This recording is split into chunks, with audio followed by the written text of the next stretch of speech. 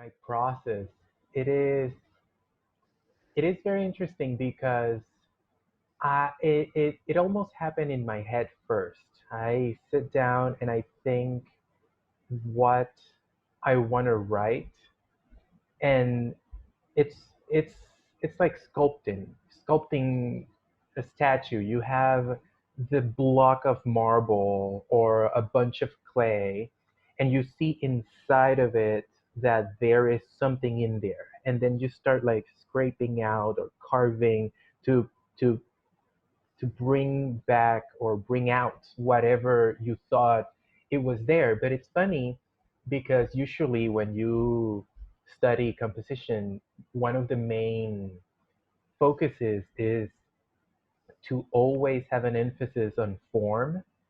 So you have to already think that that you that you have something preconceived and you are going to uh, fit all your material to that form or mold that you have.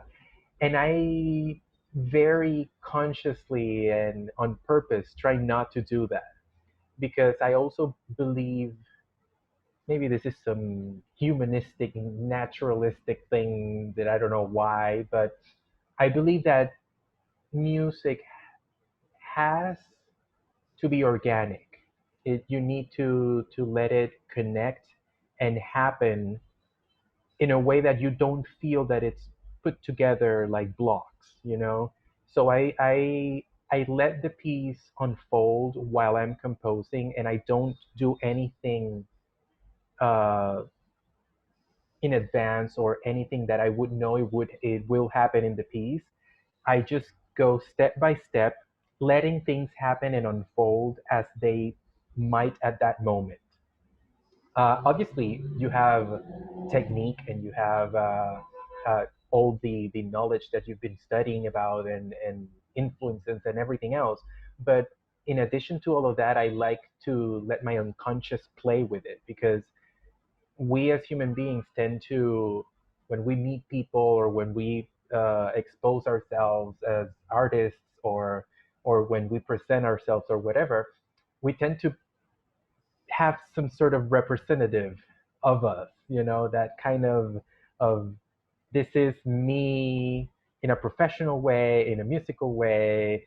But I try to take all of that out and let that unconscious that is always cooking inside of your head speak and let it happen because I think the audience deserves that type of honesty and deserves for me to just tell them the things as they are and as they are true for me.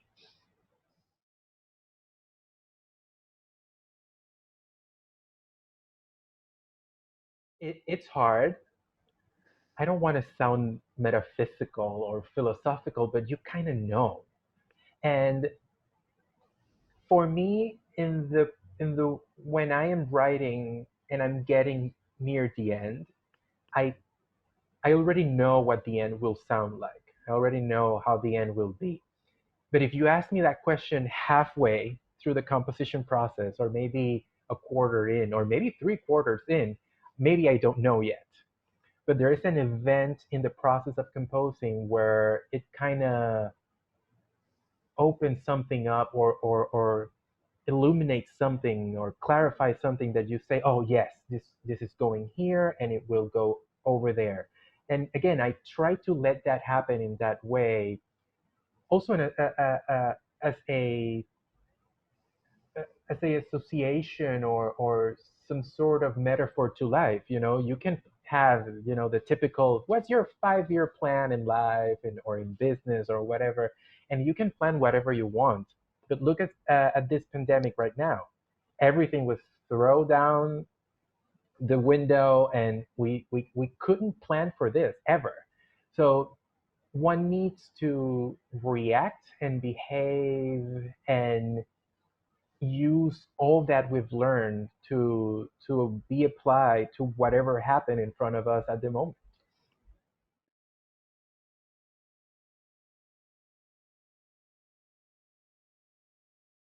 I really think writing literature is something that I associate a lot with music, precisely because of that. Because it has, you will hear professionals in the field, historians, musicologists say that there is the difference between program music and pure music. And in program music, you intentionally have some sort of story or narrative that you're telling.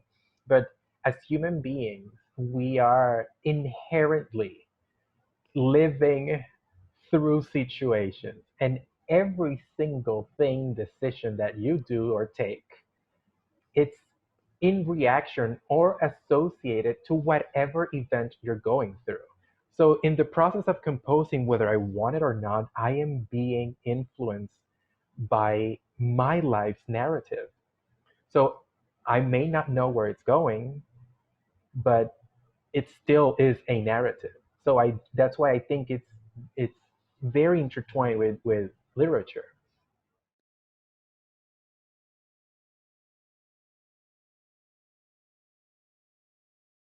That is wonderful question. Yes. Why? Because that piece, a metaphor for power, that is the one that will be performed at the festival, it was originally just for me. It's a piece that it has a very strong statement, and I don't like to call it political, because when we say political, it's kind of it's uh, kind of how would you say, like, when someone's retired from us, or separated from us. I would say it's more of a social or human commentary that I use for this piece. And it was just a summer that I sat down, and I felt, it was waiting on me so much that I sat down and I composed it. And there are some quotations on the piece, and there are some things in there that, in if you ask me, like, logically or practically, would I ever do that on a piece? Would I plan that if I'm going to submit that somewhere or show it to a conductor? I would say no. So I was just writing that on my own and doing it. And then I had some friends that forced me to submit it for the New Jersey Symphony, and that's when Christy saw it for the first time. So the stars aligned. But yeah, sometimes I write some things that I feel, just like literature, I feel that are some sort of a diary or some sort of a reaction that either I want it to be documented, or I don't have the words, and the process of composing it is somewhat cathartic.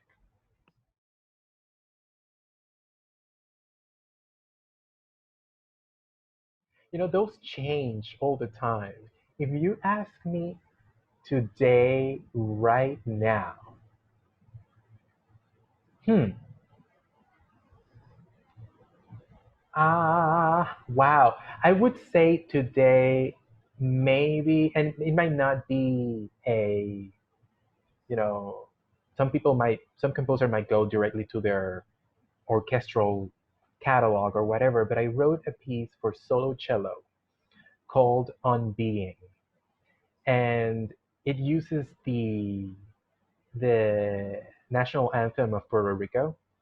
And there is a moment where I manipulate the anthem in a way to bring it from, and it happens maybe in a little bit longer than 10 seconds. I think it's about 20 measures. It could be about 10 seconds, yeah. From very deep longing, and you know deep uh pitch, very very low, into this openness of perhaps some sort of calling for you to, like, move forward. And it happens in about 20 measures. So I think it would be more or less 10 seconds. And I really, really like that section because of the meaning that it has, behind it.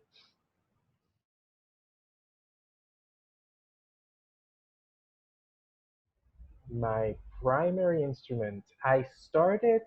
in Puerto Rico, I started in Puerto Rico playing tenor saxophone. I started playing tenor saxophone because it was a instrument that no one was playing at the time, and we were taking solfege. We were like music theory and things like that. I started very late in music though. I was what 16, and the principal of the school said, "Well, if any of you pick one of these instruments, you will start like learning the instrument now." One of them was tuba, of course. The other one was saxophone, and I was like, "Okay, that thing is too big, so I'm gonna take the saxophone." But then the issue is that after that, I became, I'm like this obsessive kid that once you taste something, you want it all. So I took clarinet, I took flute, I took singing lessons, piano, violin, you name it, bassoon, oboe.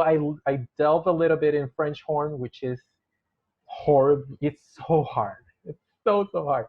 But then when I finally moved seriously, took the decision that I wanted to do this professionally, I thought I was going to be a violinist. My first at that time the instrument that I thought it would be, my primary instrument was violin and piano. But then I discovered that my thing was writing.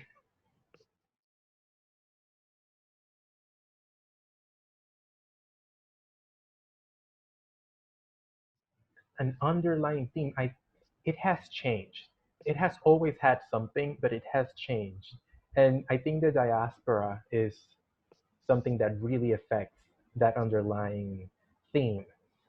When I started composing in Puerto Rico, uh, my main focus was some sort of association to literature and seeking some sort of naive truth inside everything. I wanted to, for example, I have a violin concerto called Minotaurus, based on the Minotaur. But why? Because I wanted to express what it was to go through the labyrinth, and what the labyrinth meant.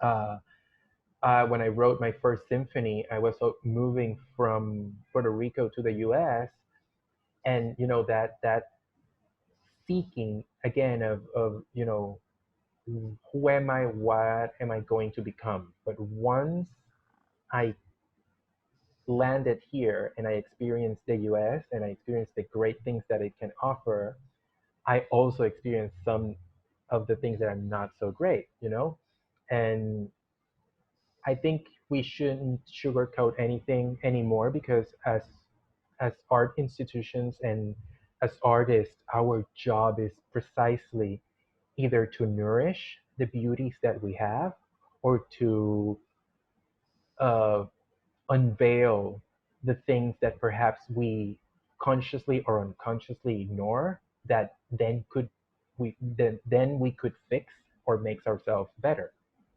And one of the things that I suffered was a lot of racism, a lot of racism, even in New York.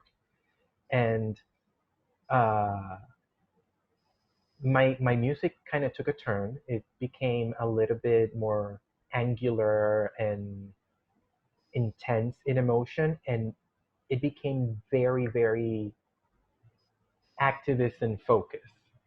And once I started studying at Juilliard,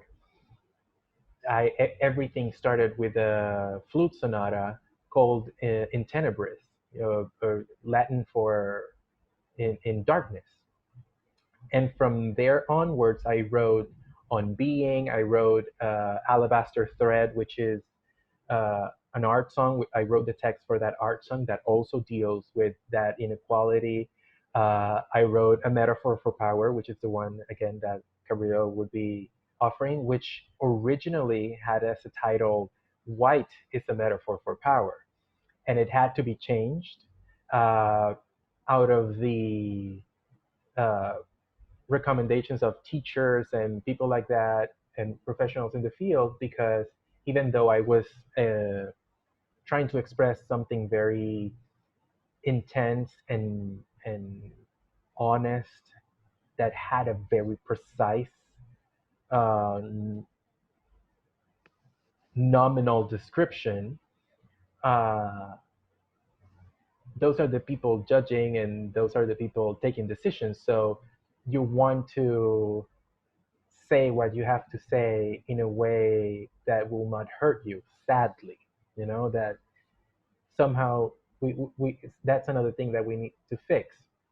Uh, then I did the last piece that I worked upon was a kind of like a major work. It's almost a half. It's I think a little bit longer than half an hour. It's a brass sextet called Judicamentum, and it uses a lot of different legal terms to describe how minorities do not get the privilege of being innocent until proven guilty. Once they are here, they are already judged.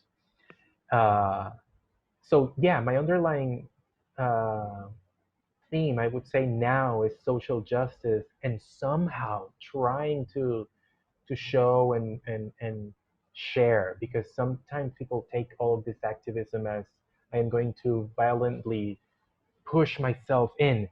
No, I just want to show that whether we are white, brown, black, purple, pink, yellow, you pick the color you want, we all can do art, we all can contribute, and we all have a point of view that we want to share from the goodness of our heart. Because I always have this saying with my colleagues, especially in music: why on earth would you go through the process of notating a piece? And more so with an orchestra piece. We're talking hundreds of millions of notes, technical considerations for when you go into reality, acoustics, practicality, and then you will be rejected because 98% of of art is rejection until you find someone that wants it or accepts it. So why would you put music on paper if it were not just to share it? So when you do music, when you write music, it's because you want to share it with someone. It's not an egotistic action. It's not a hey, I want to show you or shove something in your face. It's you are going through the hassle of solving that riddle of putting that on paper. Why? Because I have this prized possession and I'm like, I want to say, I want. Do you like it? I want to show it to you. Do you want it? Do you want to hear it? It's something like that.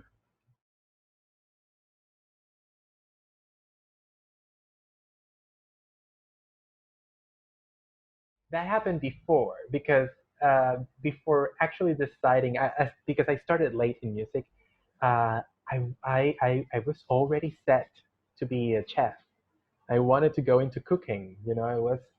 I wanted to deal with food because I love food, and who doesn't? And it's great for the soul. And yes, food. It's you can only say that word and it's fantastic. So I was going to go into the culinary arts field, but then music, uh, you know, it took my life.